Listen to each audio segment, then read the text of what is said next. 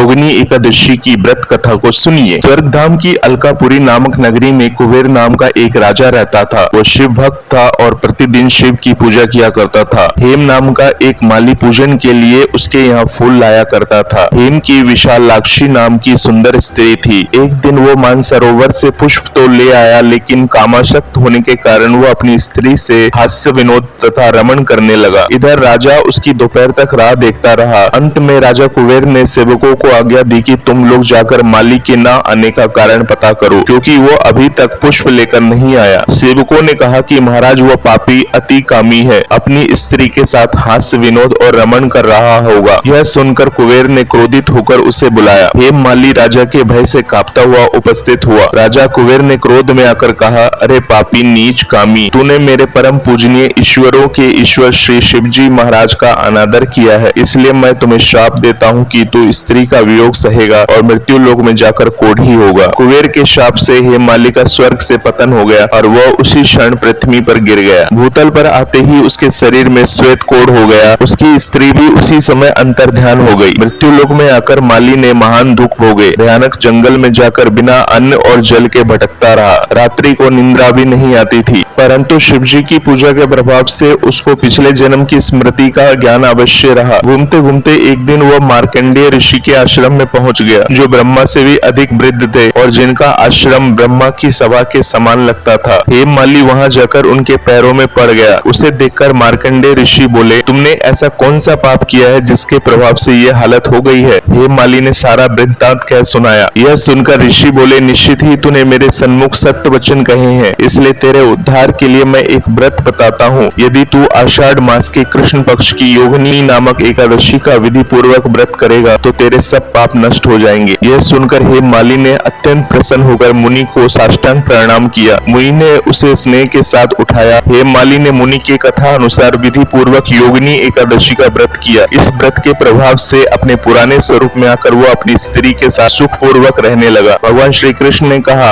हे राजन, ये योगिनी एकादशी का व्रत 88,000 ब्राह्मणों को भोजन कराने के बराबर फल देता है। इसके व्रत से समस्त पाप दूर हो जाते हैं और अंत में स्वर्ग प्राप्त होता है। आप सभी भक्तों को योगिनी एकादशी की हार्दिक शुभकामनाएं।